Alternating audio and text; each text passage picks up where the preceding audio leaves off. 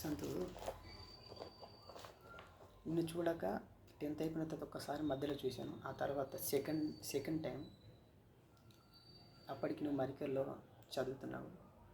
అప్పుడు మా ఊరి నుంచి ఒకరి తరపున నేను వచ్చాను నిన్ను చూడడానికి.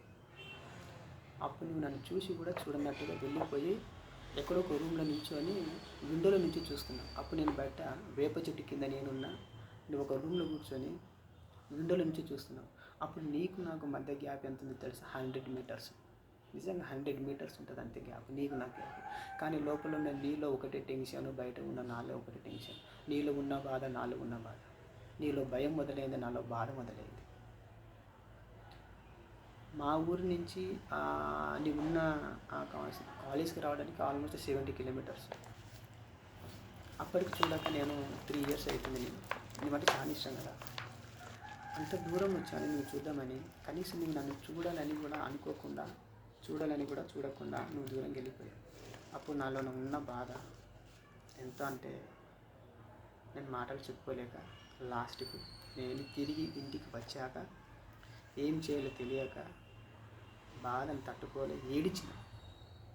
లాస్ట్కు తట్టుకోలేక నాకు ఇది నీకు ఎట్లా నిరూపించాలి, నేను అప్పుడు అనుభవించినటువంటి ఆ బాధ నీకు నేను ఎలా తెలియజేయాలి అన్న ఒక ఉద్దేశంతో తెలియకుండానే ఇంత పెద్ద కొటేషన్ రాసిన.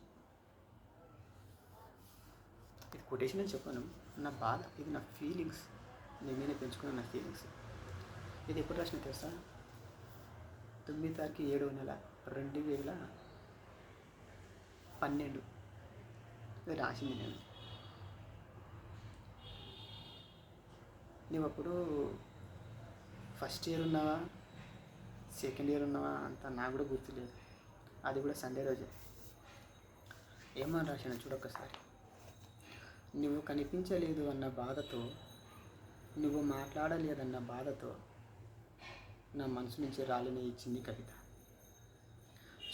చూడాలనుకుంటూ వచ్చిన ఈ కళ్ళకు గంతులు కట్టి గదిలో నిలిచేవేళ, ఎంతో దూరం నుంచి మాట్లాడాలని అనుకుంటూ వచ్చిన ఈ గొంతుకు గాలం వేసి గదిలో నిలిచేవేళ, కంట పడితే కరుణిస్తావేమోనని వచ్చాను, కానీ నన్ను చూసి నీ మనసును మైమరిపిస్తావు అనుకొని రాలేదు.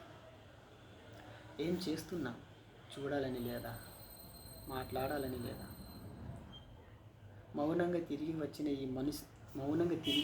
ఈ మనసు నిన్ను మర్చిపోతుందని ఎలా అనుకుంటున్నాను? వస్తావన్నా నీ మీద నమ్మకంతో వచ్చాను, చూస్తాను అన్న నీ మీద ఆశతో వచ్చాను, కానీ చూడాలని సంతోషంగా వచ్చిన నేను బాధతో బంతిలో తిరిగి వెళ్తానని ఏ రోజు అనుకోలేదు, ఏ క్షణము అనుకోలేదు. ఏ రోజుకైనా సరే నీలో కలిసిపోతున్న నా నమ్మకంతో నా కాంక్ష నిజమయ్యే దాకా నీ కోసం ఎదురు చూపులతో, 1000 ఆశలతో వేచి చూస్తూ చివరకు ఆ క్షణంలో నిన్ను చూసే యోగ్యత నాకు లేదని తెలుసుకొని నీ ముందు తల వంచుకొని వచ్చాను. అభిమానం అంటే నలుగురి నుంచి వచ్చేది, ప్రేమ అంటే మనసులో నుంచి పుట్టేది. ఆశగా వచ్చి అన్యాయమయ్యాను. ఆరాధిస్తే అభినందిస్తాను, కాదంటే కాలిపోతాను. కనికరించు చిగురిస్తాను, గాలించు వరాలిస్తాను. చివరకు నన్ను ప్రేమించు, జీవితకాలం అంతయు నీకు తోడుంటాను. ఇట్లు అమర ప్రేమికుడు లల్లు సంతు. ఇది నీ మీద ప్రేమ పంచుకొని ఏం చేస్తే ఈరోజు ఏమైపోయిందని జీవితం. జస్ట్ ఇమాజిన్ చేసుకో. 7 రోజులు కంటిన్యూలు కూడా రావట్లేదు మధ్య, ఇంకా 2 నెలలు ఎట్లున్నానో తెలియదు. చెప్పిన